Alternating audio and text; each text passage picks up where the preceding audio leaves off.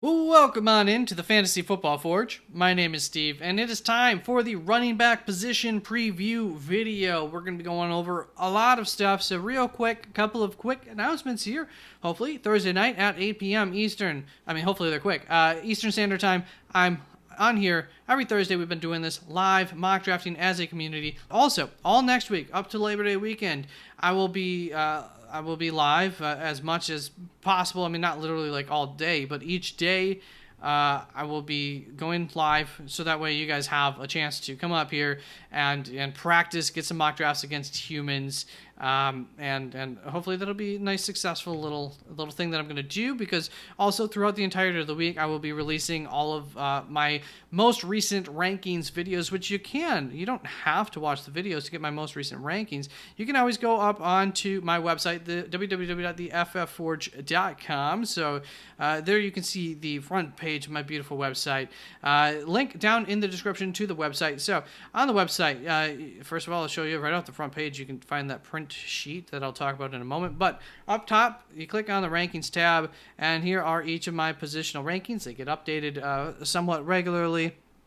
Heads up, the overall rankings are not very up to date. I'll try to get them up to date one more time. This is, a cheat sheet for you to use for your draft. So here is the one that I used for my draft. You can see up there.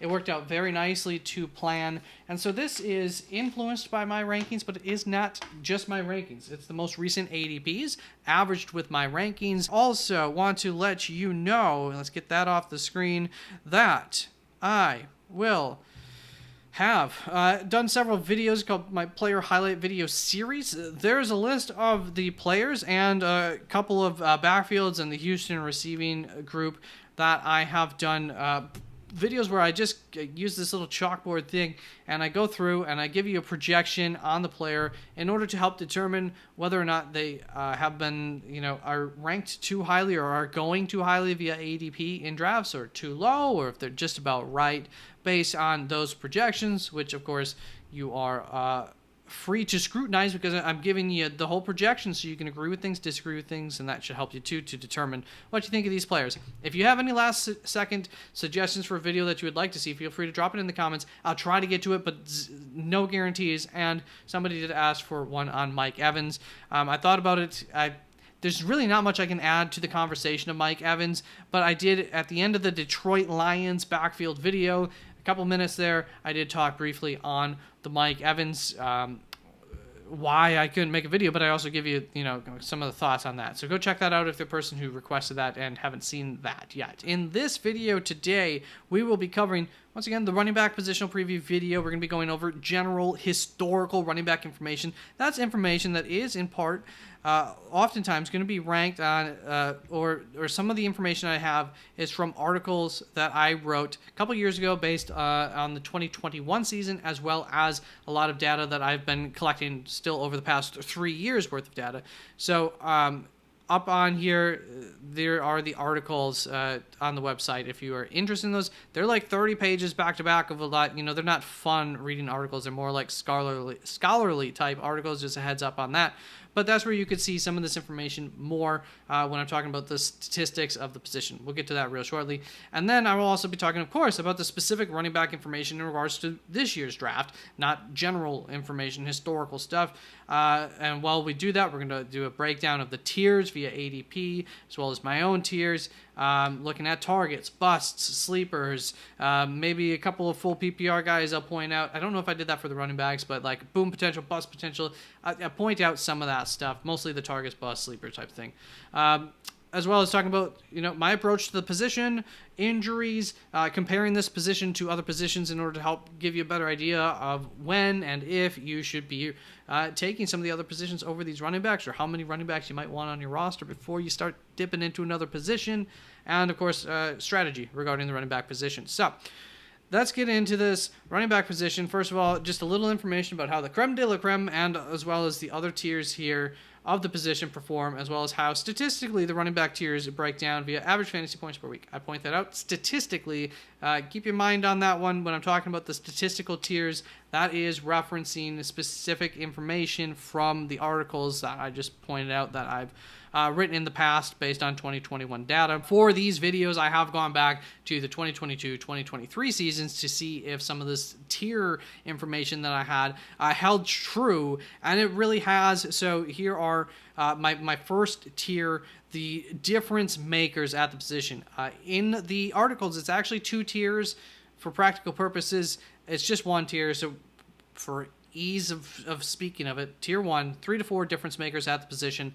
That year, Joe Mixon just put in a weird year that he made his own little tier, is what happened. But in the coming years, we saw in 2022 that there were 4 difference makers, 2021, and just last year there were 3 guys who fit this mold. And what these guys did is they gave your team an average advantage of 5 to 6 fantasy points across the entirety of the season. In any individual week, they gave you an advantage of 0 to plus 14 points against the average expected opponent on the other side. So basically against any of these tier 1, tier 2, or tier 3 running backs, since those are the running backs that you most expect to come against. A tier 1 guys, you can go in every week being very confident with them.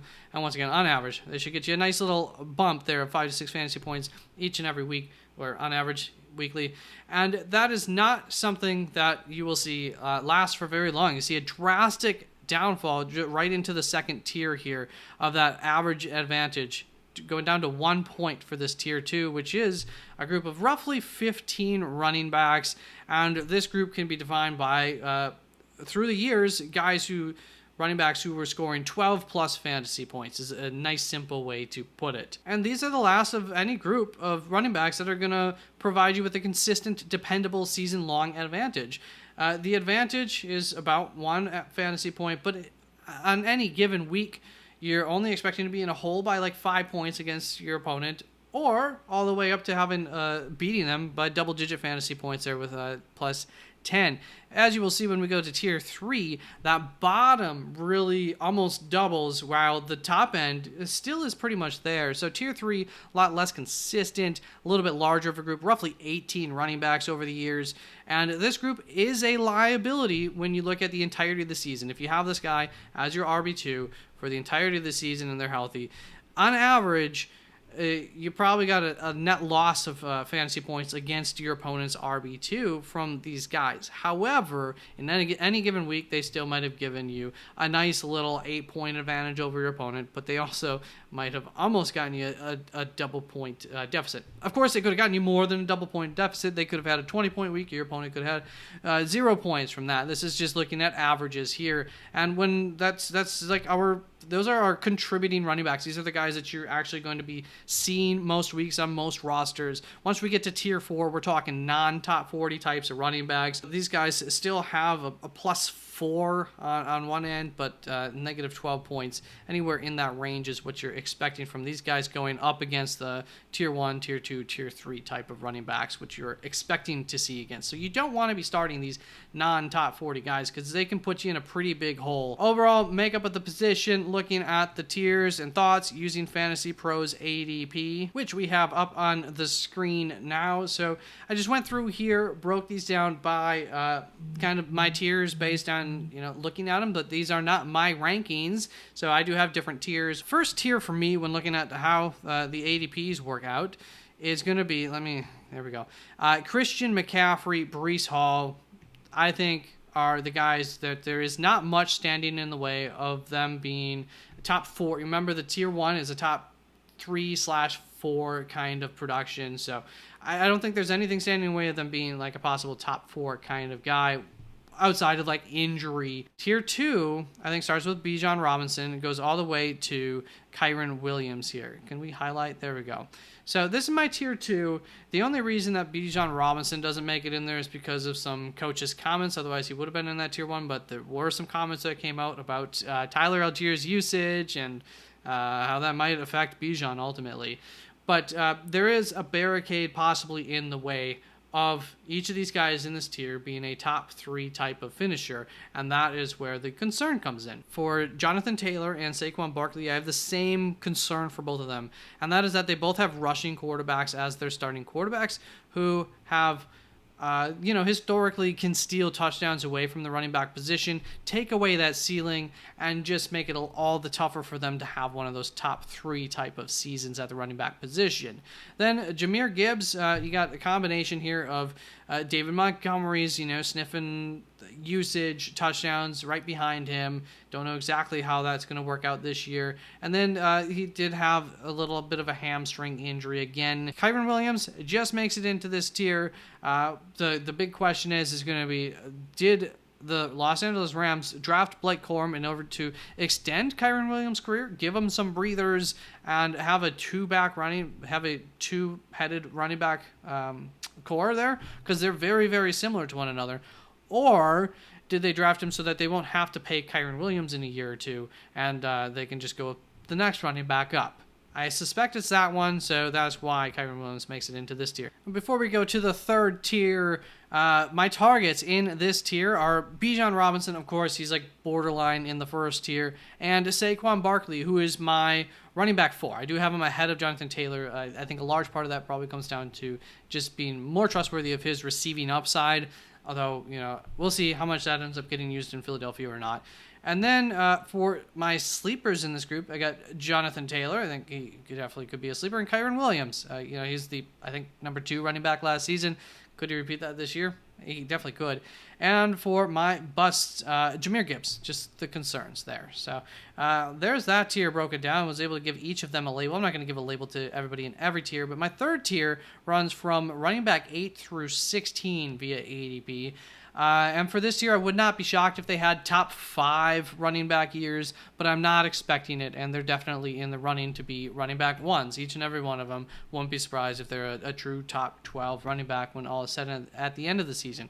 Within this tier, my favorite target here is going to be James Cook. You're probably aware of that. My biggest bust concern here is Derrick Henry. You're probably aware of that. You look at my rankings, it's pretty obvious that I have some concerns there between age, a little bit of less production or efficiency last year, though terrible offensive line, so major excuses for that. But also the team wanting to keep him fresh, have him there available and efficient when it comes time for the playoff push, because they definitely have Super Bowl in mind, and I think they want Derrick Henry to be there for that. So I could see them limiting his usage, especially in the early portions of the season, as much as they can, while still winning, dominating games. So this is a tier that I actually do not love, as I think that there is some really good value later on in the draft. So I'm kind of cool passing up on this tier if there's wide receivers that I like more, which happens fairly regularly with this tier. But not to diss them too much. I mean, obviously they're good running backs here. Brings us on to the fourth tier here. It's going to be running back 17 all the way to running back 25. Alvin Kamara all the way to Raheem Mostert. They're just making it into tier 4. Could they have an RB1 season, any of these guys? I think they could. Am I going to be betting on any of these guys having a true running back 1 season? No, I'm not, but the possibilities are there for all of them, I think. My biggest bust, because of how high he's going here at 17, is Alvin Kamara out of this group. I just have concerns. Age, once again, efficiency has been going down for the past couple of years. New offense, so we'll see how that impacts his usage in many ways. I don't think, if anything, I think it should help, though. So, I'm not like gung-ho anti-Alvin Kamara, but I usually look elsewhere at even a different position if he's my favorite running back that's available at that point in a draft. I do have targets in this group, of course. James Conner, Zamir White, Raheem Mostert. I think all are fantastic targets and could easily be a tier above this and could easily finish a tier above this. I think they're most likely to finish a tier above this. Brings us on to the fifth tier, which is going to be a bigger tier here. Running back 26 through 39. Jerome Ford kind of fits into this bill, kind of whatever. Just missed on it. So for this tier, I'm pretty sure that these guys will fit my tier 3 description, which came down to some weeks you'll feel really confident with the matchup, and other weeks you just might not. Some weeks they might end up helping your team, other weeks they just won't, and they'll get beat by a better running back. That's just how this group of guys are going to be for the most part, most of them. Some of them I have higher expectations for, And that would be, of course, number one, my target at the end of this tier, Chase Brown, who I have ranked much higher than that. I also think Austin Eckler could end up being a full PPR beast and really outproduce in full PPR. Between the scheme of the offense there, I think it's a great fit for Austin Eckler, depending on, just assuming he's, and I don't think he is, over the hill yet. Boom or bust opportunity here in Javonte Williams. I could easily see him outproducing that running back 31 draft spot, but also I'm not expecting too much from that Broncos offense, so even if he is much better, there's some limitations to it, but it could go either way. I really wouldn't be surprised if he does better or worse than where we're drafting him, which means that I think I have him ranked roughly the same as the ADP. Tony Pollard, Tyjae Spears, there's a big separation here in ADP. I think that's a mistake. I think that their production will probably look much similar to one another wherever you want to put that within this tier, whether it's higher, lower, right in the middle of the two, I don't know, around running back 30 probably. Just wanted to point that out between those two. I'll go with another position and then take Tyjae Spears if the board's presenting that opportunity to me. And then bust, Zach Moss, just goes hand in hand with the chance of Chase Brown way outproducing this. I don't even think he needs to be the RB1 to outproduce running back 39 in terms of ADP compared to where he finishes the season. But obviously if he became the starter, they would go a long ways towards Zach Moss busting and Chase Brown booming. So after that, big fat tier to finish this off. Running back 40 all the way to running back 63. Audric Estime finishes up this little tier of mine. And Jerome Ford kicked that off. So out of this tier, Jerome Ford and Chuba Hubbard could be zero running back beasts early on in the season. And I will say while we're on that, Antonio Gibson, same thing. Could be a zero running back kind of guy that you're going to target, especially for him in the instance of a full PPR league, because I think that he could have that James White kind of role there in New England. J.K. Dobbins is the co-starter, and he has more receiving upside than Gus Edwards, so just kind of pointing that out. Gus Edwards up there in this other tier. J.K. Dobbins, obviously, I feel, could be above Gus Edwards there. Marshawn Lloyd is almost certainly the RB3 at this point to start the season for the Green Bay Packers. Unfortunately, injuries have just prevented him from getting a whole lot of work with the team. And for a rookie, that could be a very major thing, and really, I don't think he's done so much in the limited times that he's had for the team to be like, oh, no, he's still our RB2. And opposite of that, A.J. Dillon has had a really good offseason, and the coaching staff loves him. So I think at least to start the season, it's still going to be A.J. Dillon as the primary backup. I do still expect Marshawn Lloyd to have a role, but I think that might be slow-rolled a little bit more than they originally hoped for in terms of getting him on the field more and expanding that role as the season goes along. Might have to wait till bye week or something for that to really start to blossom. Who knows? We'll see how the injuries impact him going forward, but just up to this point, it hasn't been great for him. Kimani Vidal is quite possibly not even the RB3. He hasn't, on the depth charts, he hasn't risen up. I don't know. I can't get quite a feel for if that's just you have to earn your way thing or not. He did have a decent preseason game recently, but I think he was probably up against the fours at that point, running later in the game. And then other names here, Ray Davis, Bucky Irving, and Braylon Allen, I think are all a little bit too low. These are a group of guys who I think have a clear shot at being the clear backup running back in spots that I'm pretty cool having the backup running back, and so they're pretty high up on my list of backup, handcuff type running backs to hold on the back of your roster. That's going to bring us on to the anatomy of the 2024 running back draft. How are the running backs getting drafted? Well, they're not flying off the board like the wide receivers were, especially in full PPR.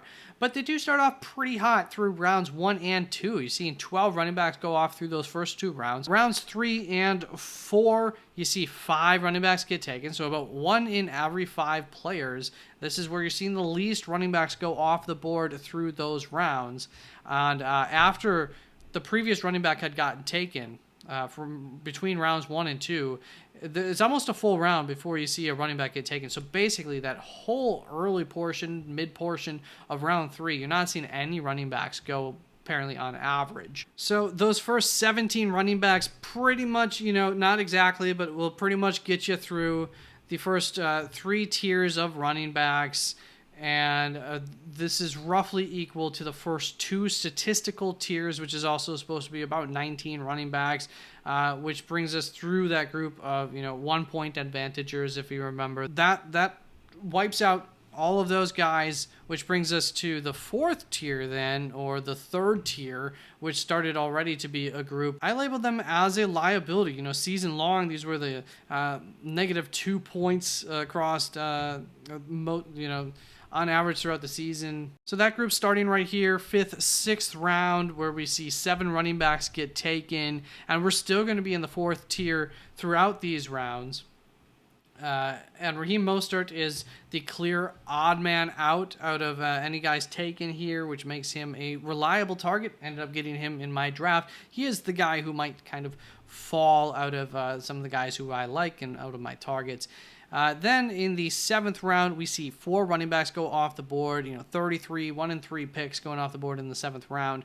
The 5th tier is rather large. There's no rush to get our next running back off the board at this point. After the 6th round, no rush. But maybe a guy like Raheem Mostert fell, which is what I was talking about, to the 7th round, which is exactly what happened in my draft. If you can see that, I got Raheem Mostert right there, 7th round next to his name. So if you don't reach for a guy in the 6th round, maybe you get lucky there. The 5th round, if you like, Raheem Mostert as much as I do. Like I said, in the 7th round, this starts our 5th tier now, which is rather large. No rush to get the running back out the board, but we can get ahead of the group if we wish. So you can start to nitpick if you have just a few targets in this next 5th tier that you really like. You don't like a lot of these guys. If you're different than me in that aspect, basically go right ahead, and this is your time to get a running back. 7th round, 8th round. Now everybody else is on the same wavelength as you, because you see 6 running backs go in that round, about 1 in every 2 running backs, 50% of them going now. And so if we're being smart about it, we can zig while the rest of the field zags here, if you feel comfortable doing that. This run is all within the same tier. The 5th tier is going to remain. There's more than 10 running backs in the 5th tier. There are like 18 of them, right? Which just so happens to bring us perfectly through rounds 9 and 10, where we'll see 7 more running backs go. I wrote the word each there. Ignore that. About 29% of picks through the next 2 rounds taken will be running backs. And so this gets us through the 5th tier, just starts to slip into the 6th tier, like midway through the 10th round. But up through the 10th round, basically, these 5th tier guys, which is a tier that started all the way in the 7th round, will still remain available. So that's why you want a tier draft. It really can help you to keep a more even-keeled mind and not rush things when you could get somebody of a similar value 3 rounds later. Why not if you only need one of them? So that's your opportunity to go pick up other positions if you're holding off on the tight ends, on the quarterbacks, or whatnot. Or if you went heavy running back earlier and you just still want to get into that tier, get in there by the 10th round, but 7th to 10th round, you can be patient. And after that, you're going to be in backup running back territory for the most part, or in case of 0 running backs, there's still going to be a couple targets there that you can get available after that 10th round. So that's good news for you. That's going to bring us on to comparing the running back to other positions, and the biggest position early on in the draft that you're going to compare the running back to is the wide receiver position. And so for the most part, running backs are less quality and have PPR scoring here than the wide receiver, given the RB12 versus wide receiver 12, wide receiver 18 versus running back 18. Almost the entirety of the way, the wide receiver is going to be, fantasy points-wise, more valuable to you in pure fantasy points. However, when we're talking about the RB1, there is an advantage here at the top of the running back class compared to the wide receivers, and that is the ceiling that running backs can offer you. They're more likely to get touchdowns, is basically what it comes down to, still in the NFL. So the running back 1, over the past 3 years, 66% of the time scores anywhere from 25 to 39.5 fantasy points. The wide receiver 1, over the past 3 years, 66% of the time is going to score between 26 to 37.5 fantasy points. That means that the running backs have a higher ceiling than the wide receiver position at the top here, but they do have a lower floor, so they're not as safe. Keep that in mind. Unfortunately, this advantage with the ceiling that the running back position has evaporates by the time we get to the running back 6. Running back 6, wide receiver 6, you're looking at the same kind of fantasy points.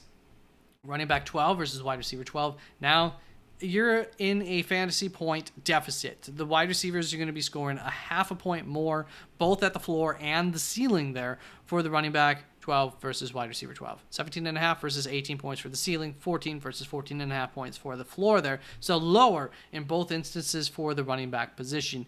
So very rudimentarily here, you could say that this means that you should be trying to get that running back average advantage early on in the draft. And I can't argue against that. That there is a reason to get one of those top 3-4 running backs. It gives you an advantage that you really can't find anywhere else.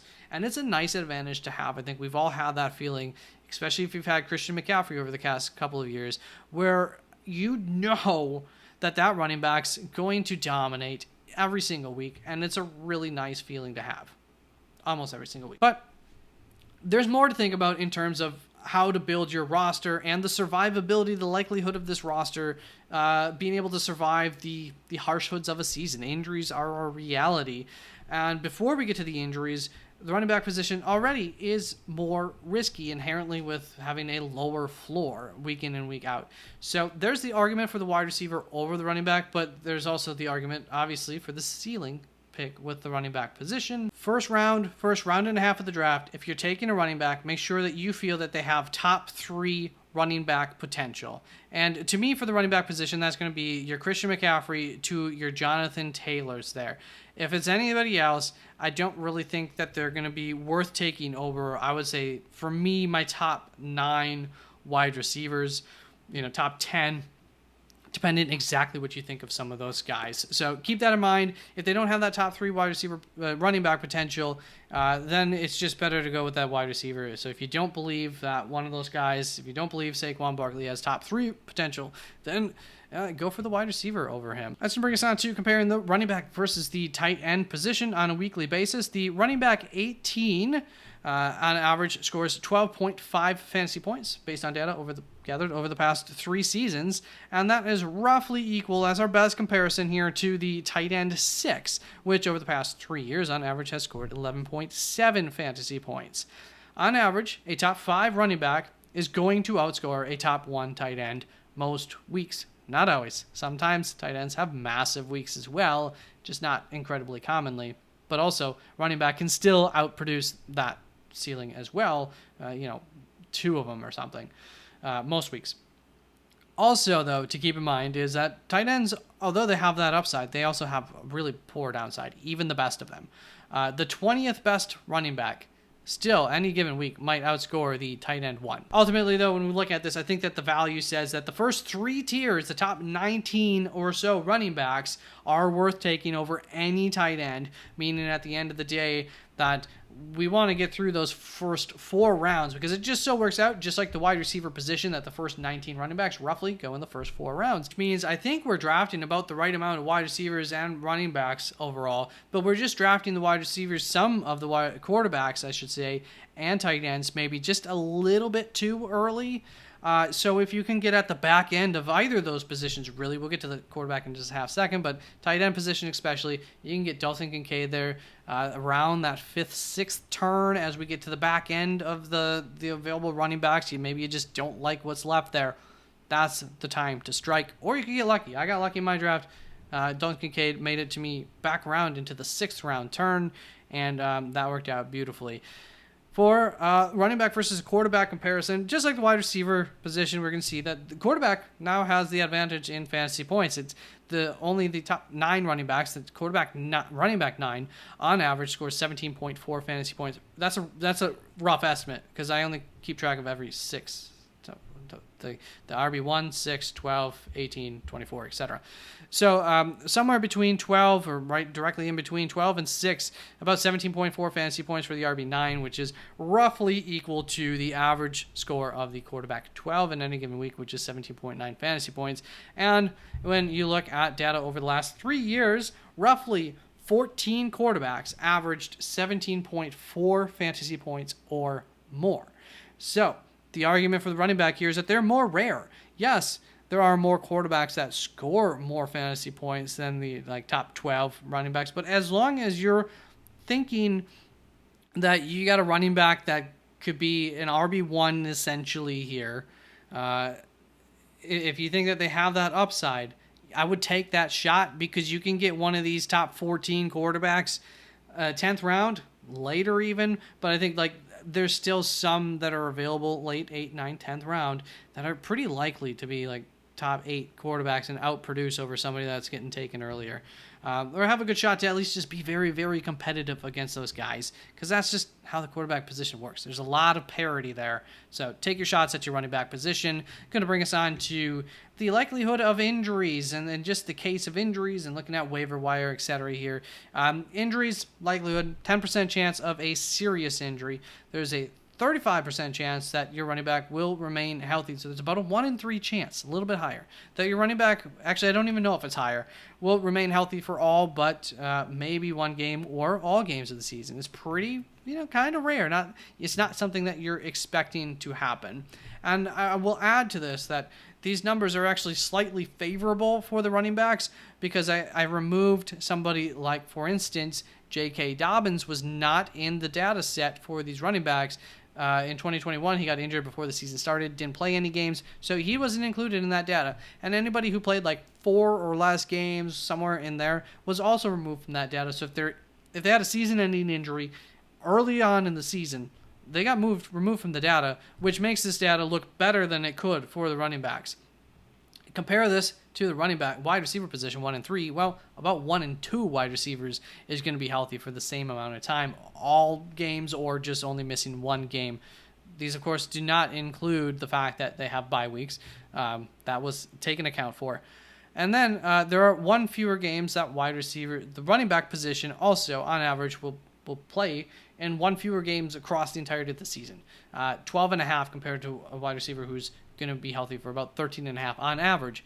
Once again, you include some of those running backs who got hurt early on in the season, and that average would have been worse too.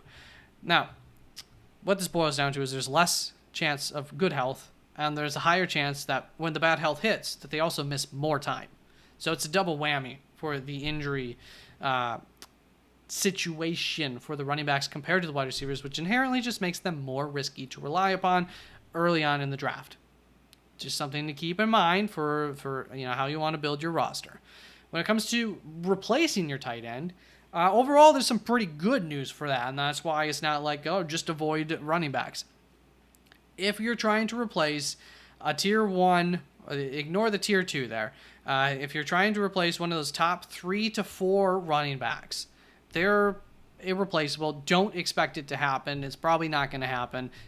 We've seen guys that you can pick up off the waiver wire. Just last year, Kyren Williams, Raheem Mostert was not waiver wire, but very late in the draft. Guys do produce very, very nicely at the running back position sometimes that you can get for cheap, whatever, it happens.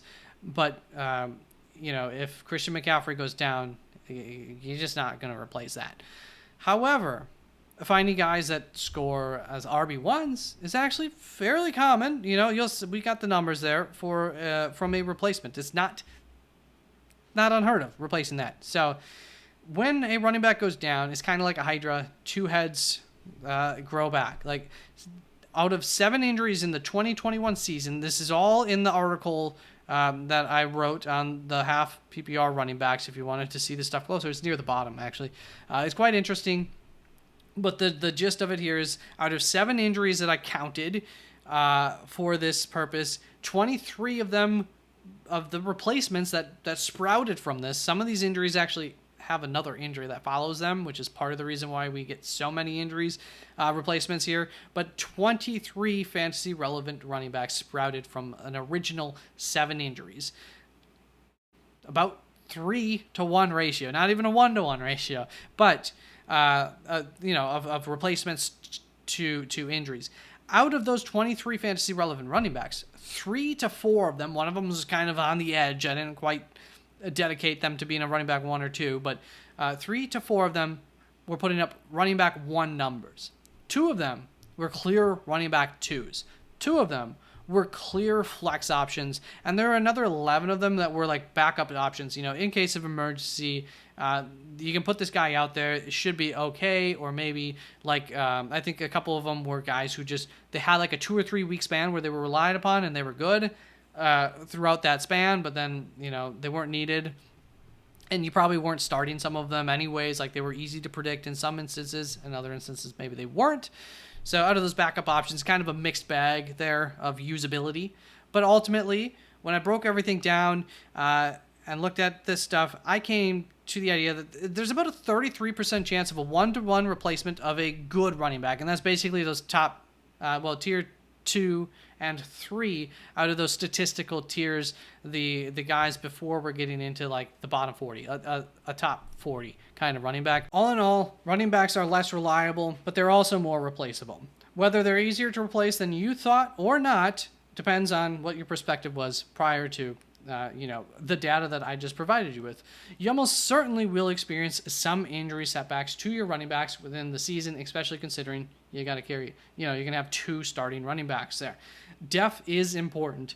There is at a minimum a 65% chance or more than a 1 week injury, and there is a 10% chance of a serious injury. And I have seen numbers that suggest as high as a 20% chance of serious injury. The numbers that I'm providing are, as I explained, are based off of the data of 2021 from that article that I wrote, but they are curated with fantasy football in mind. So my numbers, and I don't know about the other numbers, take out guys that were like a special teams guy who has an RB next to his name, but never once took a carry, or maybe took like 5 carries throughout the entirety of the season as a running back for the team, but they got injured on a kickoff return at some point. They're not in part of that data. My data size ended up being about 63 running backs, just heads up. So I did arrive to the same number of average games missed as the same data that suggested that there's 20% chance of a serious injury. Compared to my 10% number. All that to say that you should anticipate to be without your running backs each for 3 games, which is 6 games total, or nearly half of a regular season's worth of fantasy football games. A good backup running back, or 2 in my opinion, is very valuable and can give you an edge through bye weeks and just make your team more survivable, or I don't know if that's the best word, like tough, beefy, have a higher constitution score. I don't know, just be more prepared to roll with the punches, I suppose, for when serious injuries do strike your squad.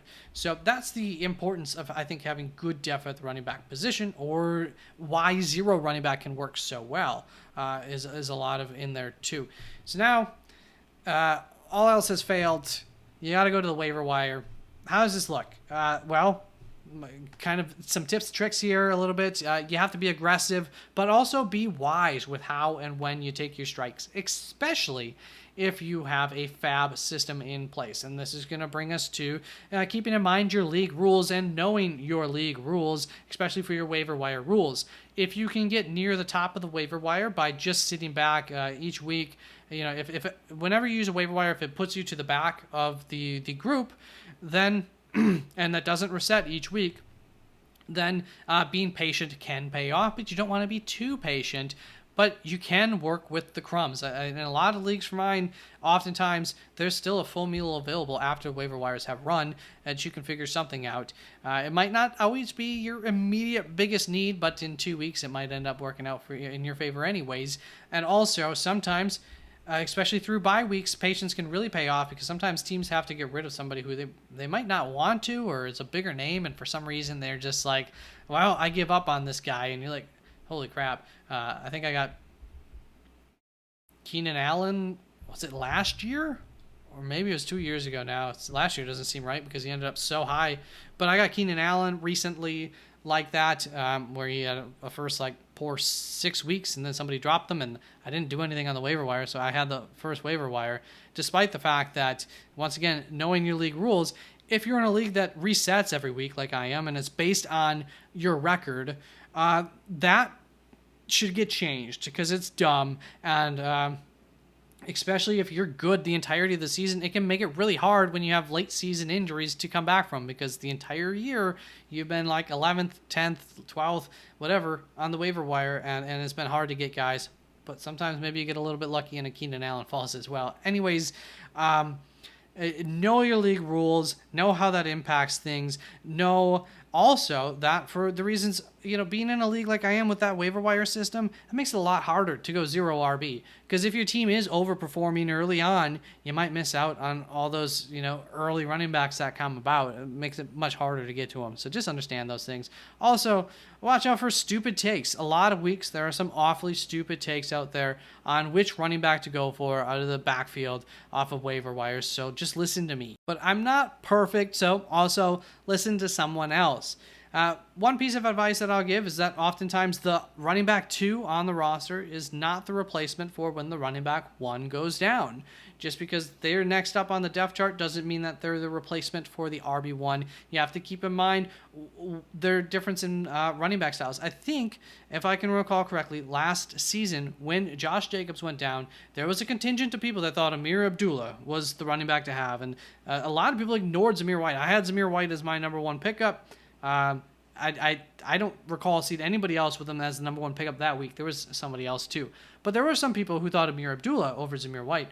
And it's just like, no, you don't need to be a brain surgeon to know that Amir Abdullah is the the third down type of running back. Every year, several weeks throughout the year, I think that people really just look at the depth chart and say, well, next man up. No, that's not always the next man up. So also, last point there, they do become available. There are going to be gems available at the running back position, so always keep your eyes open for them. If nothing else, prevent an opponent from getting them. Somebody else who's running a 0 running back strategy. They're valuable, especially the ones that end up paying off. I want blank out of my top blank running backs. So let me pull up my running back here, and we'll go over this real quickly. I want one of my top 5 running backs. One of Christian McCaffrey, Breece Hall, Bijan Robinson, Saquon Barkley, or Jonathan Taylor. We're talking 2 running back, 1 flex, not super flex here. I want 2 out of my top 19 running backs. I could include one of these, might not. I can get away with 4 out of my top 40 at the time I did this, but top 39 running backs. See, something changed in the last couple of days here. And I would like more than 4 of my top 40 running backs, 39, but I will probably have to settle for 4. Now, I made this before. I just had my draft yesterday. Made this 2 days ago, I believe. The skeleton here. And yeah, you can still see me in the corner, right? So if you look at my rankings and everything, you would find that very prophetic to how I ended up drafting. I did get 4 of my top 40. I did get 1 top 5, 2 top 19 there, if not 3. I think I got 3 top 19, 4 top 40. But I did have to settle at 4. And part of that reason was, right below that, you see Dalton Kincaid there, fell to me in the 6th round.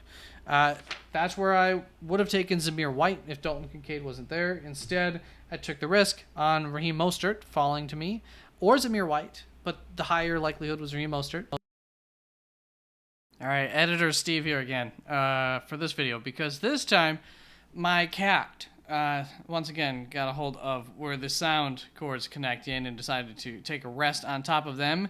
And so my sound, as you can see, starts to cut in and out at this point. I'm not sure how drastic it is. I can see there's a couple of spots where it cuts out. I'm going to try to edit around it. I keep looking at my camera.